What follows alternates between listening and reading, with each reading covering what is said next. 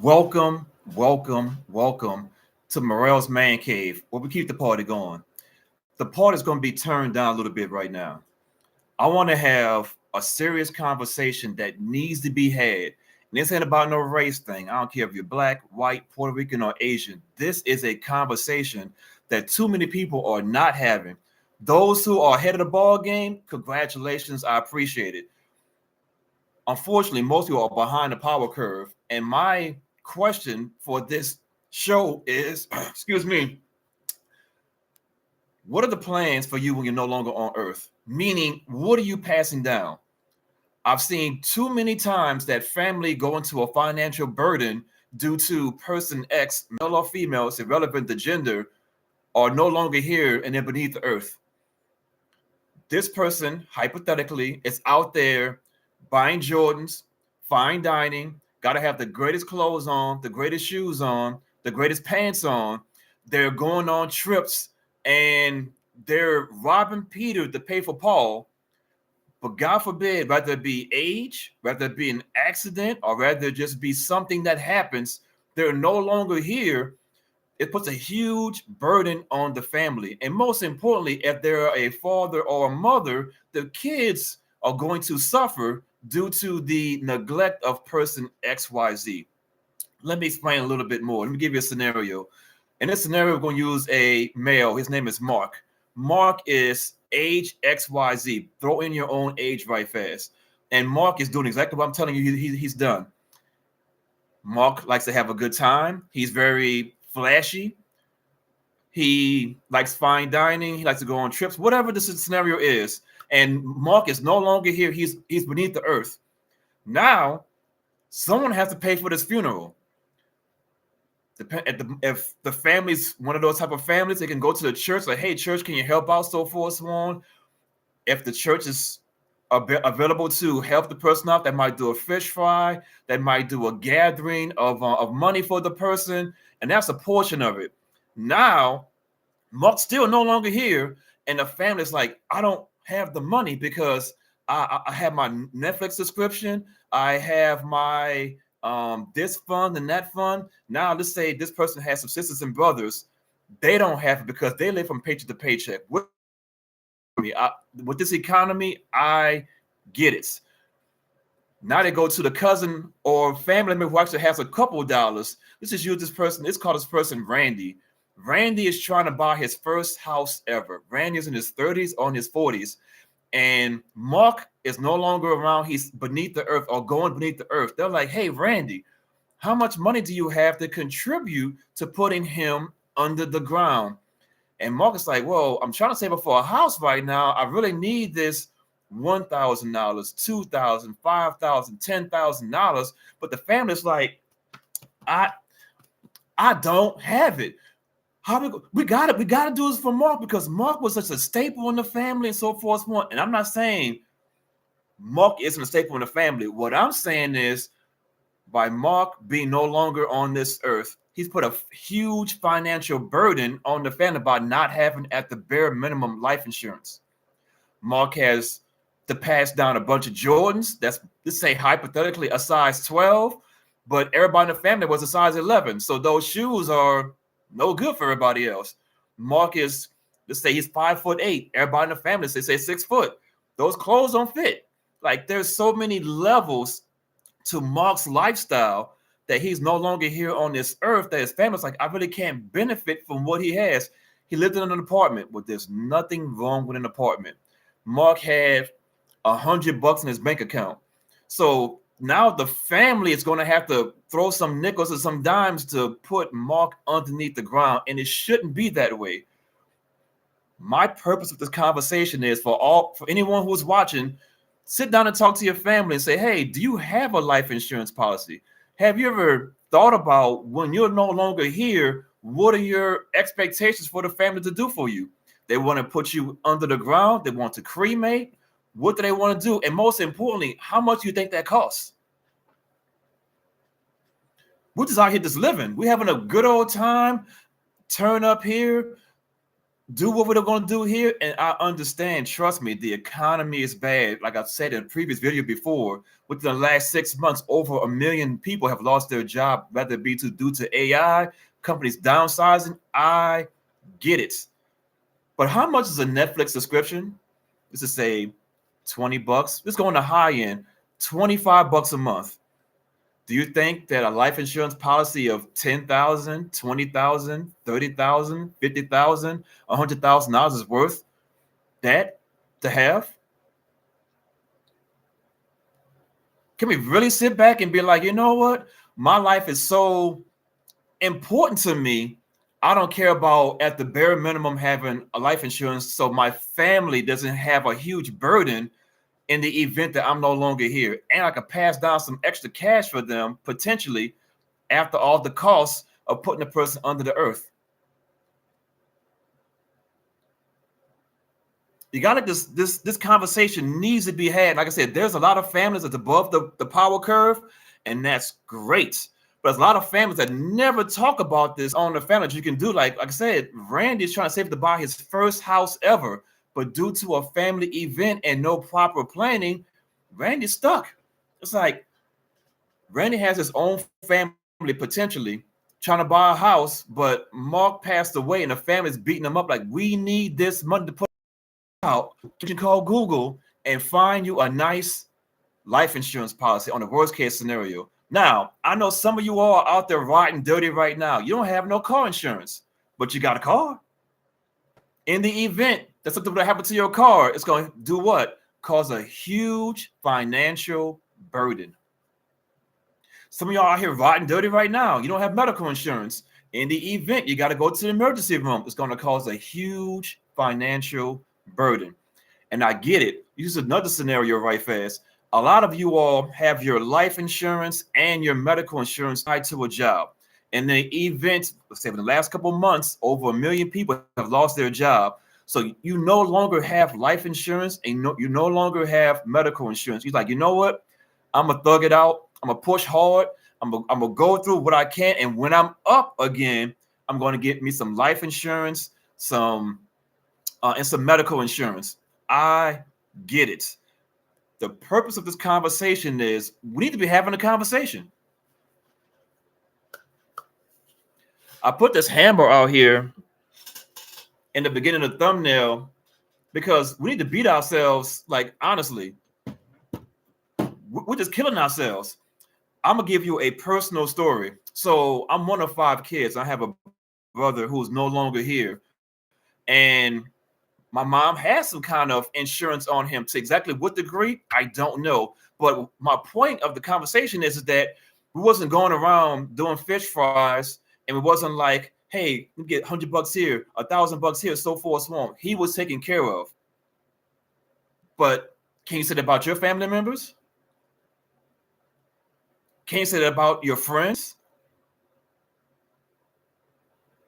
I'm trying to reset a couple people's mindset and just get back down to the basic minimums.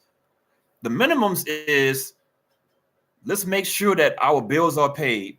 Let's break it down even further. Some of you guys are living way beyond your means. You're making $1,500 every 2 weeks, to say hypothetically $3,000 a month, and your expenses is $3,400 a month. You're like, damn, Morel, that don't make any sense. How can you make $3,000 a month but spend $3,400 a month? Well, it's called credit cards. It's called buy now, pay later, and you're paying that back later on. It's like, man, was that bit of food really worth it later on that you digested in your body 2 weeks ago? You still making payments on it? If you can't afford it, you just can't afford it. But due to this great invention called a cell phone, I have to present the image that I'm this great person. This is not about me. I'm a minimalist. It's about you. I want to ensure that you and your family are going to the next level. Like I said, this is not a race conversation. I don't care what your race or your gender is, so forth, so on. I'm here to open up conversations. At the next family get together, pull people to the side and start asking them real questions like, hey, do you got life insurance? Nah, you know what, man? I don't have that. I ain't dying no time soon. How do you know? The question in that event that the person said they don't have it, ask them a follow-up question. Do you want me to pay for it? Do you want mama to pay for it? Papa to pay for it? Cousin, friend? Who's going to pay for it? It needs to get paid for by somebody. So now,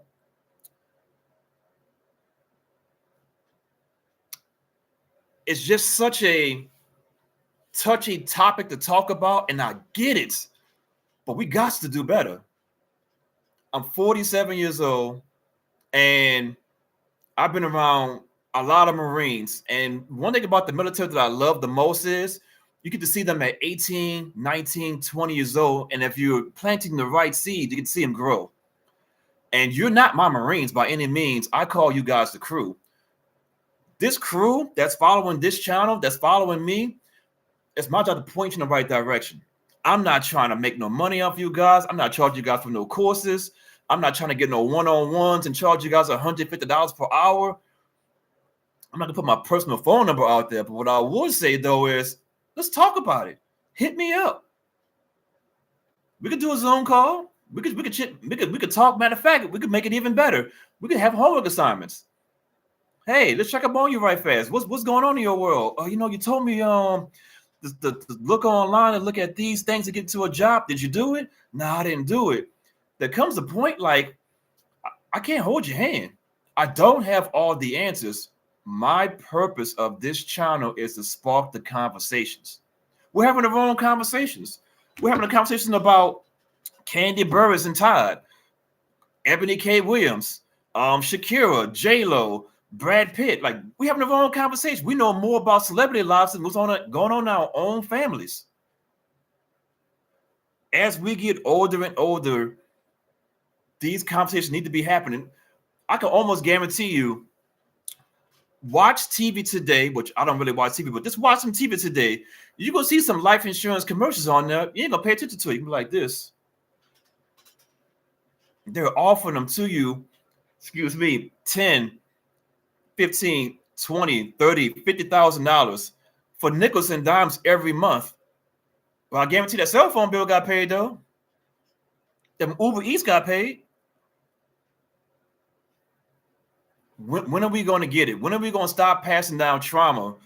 And you don't think it's trauma, but it is, because it's a financial trauma you're passing down to the family members. Now, this is used as a scenario that you actually have some kids. What are you passing down to your kids? You can't pass down them Jordans as a size 12 and they were a size 10. I got all these expensive clothes. Let me give you another scenario right fast. So I'm born and raised in New Orleans, and Hurricane Katrina hit. I wasn't here at the time. I was in St. Louis. The point of it is that they said, hey, everybody, you got to evacuate. And a lot of people was like, I ain't got it. I ain't got the money. I don't have any savings because I like to buy what I want to buy when I want to buy it. And it was like, that's the financial burden on somebody to take care of you. When are we going to grow up? There's the grown-ass men who are a certain age, whatever their age is, and there's other people who are little boys that's the same age as them. You choose my age. As a 47-year-old, I'm a grown-ass man. I take care of myself. I do my own thing, so forth, so on. I don't need to talk to another man to make a decision in my life. Now, the grown-ass boy is the same exact thing. The difference is the boy has terrible financial habits. The boy is robbing Peter to pay for Paul.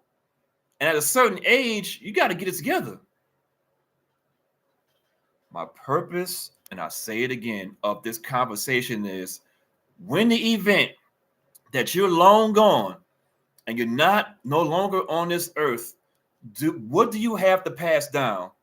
That's not Jordans. That's not clothes. That's not debt.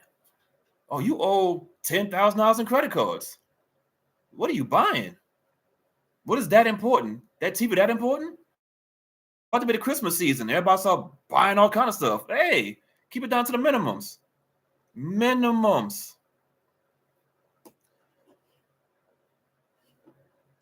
Minimums. You know, I want to break it down in a couple slides, right fast. I want you guys to see exactly what it is in real time. I don't want to just talk that talk. I want you guys to see it. I just typed in 3 quick things right fast. How much does a funeral cost? A funeral in the U.S. typically costs around $8,300 for a traditional burial and about $6,300 for a cremation. The key word is average. Typical. This is typical. It's not guaranteed to get this. You might have to spend $10,000 if you go to this funeral parlor. This over here for that. I'm just showing you guys the cost. And guess what? If Michael or Randy or whatever the person's name is doesn't have insurance or something, the family gonna have to cover this. Here's an important slide. 1% of American adults have some form of life insurance. So that means 49% of people don't have life insurance. And that's why we're having this conversation.